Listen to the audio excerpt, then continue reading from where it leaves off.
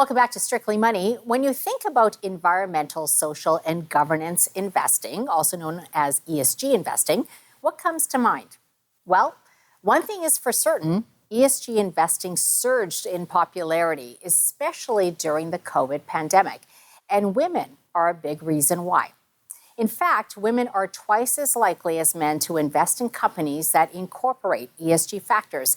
And given the rising financial influence of women, this trend will only increase.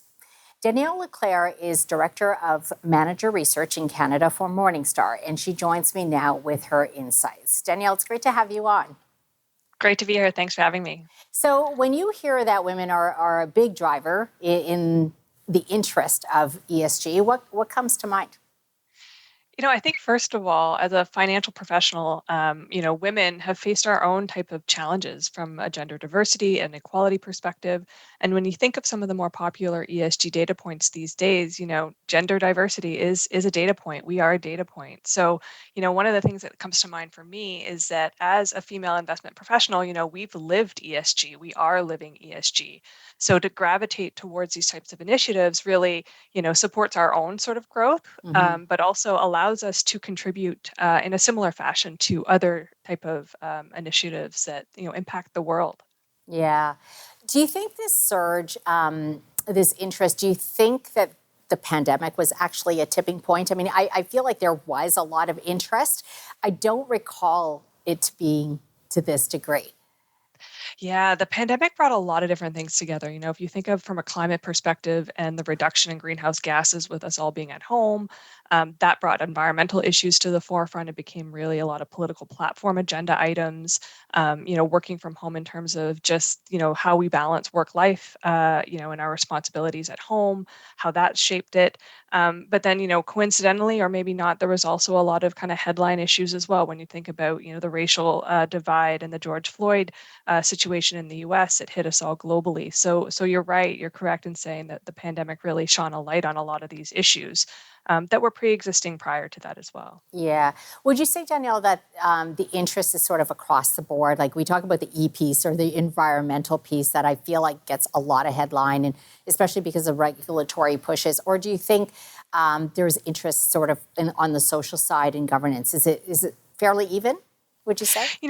I would actually say, yeah, the environmental side is the headline topics, and a lot of the social issues tend to be a little bit harder to address, I guess you could say, or to quantify. But to your original point on the pandemic, I think that that's what's really shone the light on the social side of things as well. So we're actually seeing a pickup in the social issues as well being addressed, I would say, and governance. From an investment perspective, this is a one that most investors or more professional investors would say they've always considered. But at the same time, we're living a Russia-Ukraine issue right now where governance is sort of, being very popular in the headlines. So, I would say that the social and the governance are up and coming. The environmental is definitely the headline right now. Yeah.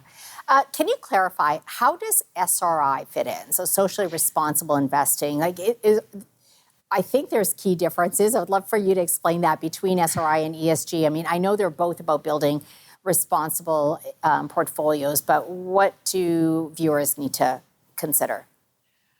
One of the things I would say is that not only just ESG and SRI, but there's a lot of different taglines out there, terminologies and categories when it comes to responsible investing.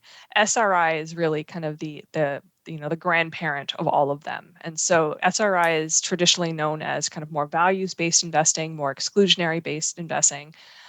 Something like a religious mandate would fall into that type of category. And they're still very relevant today, but I would say we've also sort of expanded.